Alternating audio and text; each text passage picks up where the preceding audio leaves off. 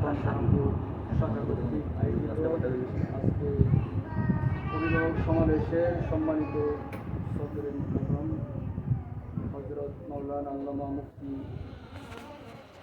ইব্রাহিম খলিল কাদরী মাদাদুল আলী এবং প্রধান অতিথি হিসেবে উপস্থিত রয়েছেন জনাব ইঞ্জিনিয়ার নাসিরউদ্দিন সাহেব এবং আমাদের উচ্চ মাদ্রাসার সম্মানিত হাফেজ সাহেব এবং হযরত মাওলানা বুরহানুদ্দিন রাহিম সাহেব এবং হযরত মাওলানা ফারুকুল ইসলাম বুলবুল সাহেব এবং সকল অভিভাবকবৃন্দ এবং আমার অত্যন্ত প্রিয় ছাত্রবৃন্দ সবার প্রতি আন্তরিক অভিবাদন এবং অন্তরস্থল থেকে অভিবাদন প্রদান করছি। আবার সালাম দিচ্ছি। আসসালামু আলাইকুম ওয়া রাহমাতুল্লাহি ওয়া বারাকাতুহু। ওয়া আলাইকুম আসসালাম ওয়া রাহমাতুল্লাহি ওয়া বারাকাতুহু।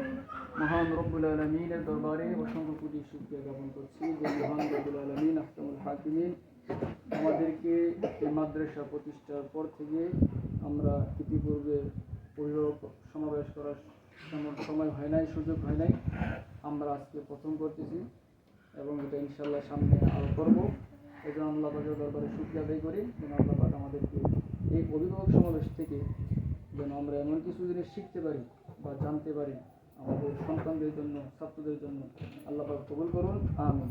আল্লাহ পাক পবিত্র কুরআনুল কারীমের মধ্যে সূরাতুল নাহল শরীফের মধ্যে একটি আয়াত কারিমা দিয়েছেন।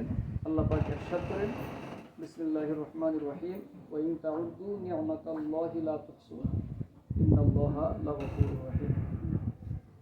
আল্লাহ পাক ইরশাদ করতেছেন যে আমি তোমাদেরকে অনেক নিয়ামত দিয়েছি, সেই নিয়ামতগুলো তোমরা গণে গণে শেষ করতে পারবে।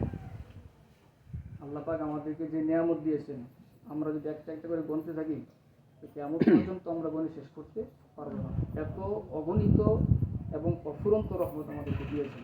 তারপর তিনি বলেছেন, ওয়া ইন্নাল্লাহা লাগফুরুর রহিম, এবং অবশ্যই আমি গফুরুর রহিম, অত্যন্ত ক্ষমাশীল এবং পরম করুণাময়। তো সেই মহান রব্বুল আলামিন আমাদেরকে যে সন্তান দিয়েছেন এটা অনেক বড় নিয়ামত। যাদের সন্তান নাই তারা জানে সন্তানের কি কদর। তো আপনারা যেহেতু এখানে অভিভাবক যারা আসছেন আপনাদের উদ্দেশ্যে বলতেছি, এই সন্তান জন্মের পর থেকে তার প্রতি অভিভাবকের অনেক দায়িত্ব থাকে। প্রথম নাম্বার দায়িত্ব হচ্ছে তাকে তার নাম রাখতে হয়, তারপরে আকিকা দিতে হয়, তারপরে তাকে সুশিক্ষায় শিক্ষিত করতে হয়, তারপর অনেক দায়িত্ব রয়েছে। তো সুশিক্ষায় শিক্ষিত করার জন্যই কিন্তু আমরা এই প্রতিষ্ঠানটা দিয়েছি। আল্লাহ পাক পবিত্র কোরআনুল কারীমের 30 নম্বর পারার মধ্যে সূরাতুদ দুহা শরীফের মধ্যে বলেছেন, ওয়া আম্মা বিনিআমাতি রাব্বিকা ফাহাদ্দিস, আমি তোমাদেরকে যে নিয়ামত দিয়েছি সেই নিয়ামতের তোমরা চর্চা করো, সেই নিয়ামতের শুকরিয়া আদায় করো, সেই নিয়ামতের বর্ণনা করো। তো সন্তান যে আমাদেরকে আল্লাহ দিয়েছেন এটা একটা নিয়ামত, এই নিয়ামতের শুকরিয়া আদায় করতে হবে। এই শুকরিয়া আদায় আপনি কীভাবে করবেন? তাকে কোরআন এবং হাদিসের শিক্ষা দিয়ে আল্লাহ পাকের যেন একজন যোগ্য বান্দা হয়, আল্লাহ রসুলের একজন আদর্শ উম্মত হয়, এই জ্ঞান যখন আপনি তাকে দিবেন তখন আপনার ছেলে একটা সম্পদে পরিণত হবে। সুবহানাল্লাহ। এবং এটা আপনার সন্তান যে আপনি নিয়ামত আল্লাহ দিয়েছেন এই নিয়ামতের শুকরিয়া আদায় হবে। কারণ আপনি যখন এমন সন্তান বানাইতে পারবেন, হাদিসে পাকের মধ্যে রয়েছে যে আবু দাউদ শরীফের একটি হাদিস, যে ব্যক্তি তার সন্তানকে হাফেজে কোরআন বানাবে, কাল হাসর ময়দানে এই সন্তানের পিতামাতাকে আল্লাহ পাক একটি নূরের টুপি দান করবেন। সুবহানাল্লাহ।